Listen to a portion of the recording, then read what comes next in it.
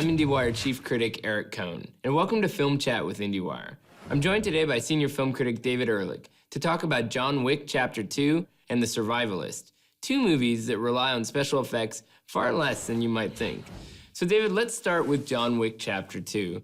Obviously, if you've seen the first John Wick, you kind of know what you're in here for, but I think what's really cool about a movie like this is that it still surprises you because it doesn't use a lot of special effects. I mean, you're basically watching Keanu Reeves beat people up and fire bullets in a really stylish way that doesn't, require giant explosions or CGI or anything like that. He kind of is a special effect in a way, wouldn't you say? No, absolutely. I mean, first of all, if you haven't seen John Wick 1, what are you even doing with your life? I mean, it's 2017. Get with it. But you're absolutely right in that they did go bigger for the sequel, but they did so in a very artistic way that's focused less on spectacle or a certain scale of spectacle, rather, than it is on sort of these beautiful environments that they create, the way that they stage the mayhem. There's a lot of focus on the movements. Chad Stahelski, the director, has worked with the team who made The Matrix, and that same choreographer, and comes from a background that's from people who were trained at Hong Kong.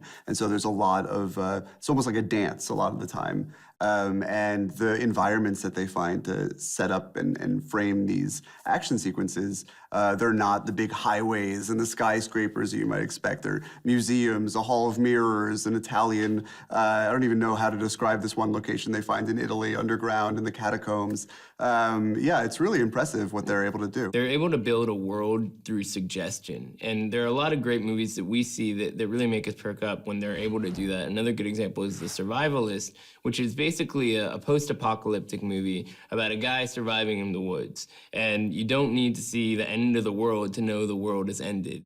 The emotion is there, and the sense that there is something otherworldly and kind of sci-fi and cool and different about that, but you don't need to know even how things got this way in the first place. So much like John Wick in 1 and 2, there's something about just the hint of it, the style of it, that really supersedes the need for any kind of special effects. Yeah, I think special effects have forced people to forget just how suggestive film can be as a medium and how resourceful filmmakers can be as a result of that. They infer the end of the world. I mean, there's a graphic in the beginning that says where we are in time, and overpopulation is going one way on the graph, and climate, or whatever excuse they come up with, the end of the world is going the other way. But you don't need that stuff. You can just tell because of the ominous world that they create and the way that the characters look at one another, the desperation, the urgency, the primacy.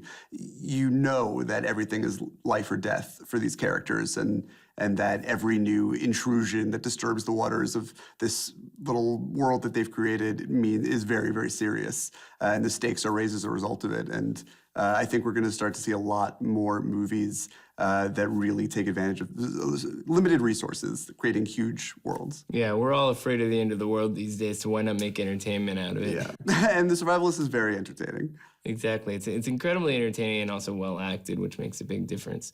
Well, thanks, David. Be sure to check out John Wick Chapter 2 and The Survivalist. They're both available on demand right now. I'm Eric Cohn. Thanks for joining us. See you next time.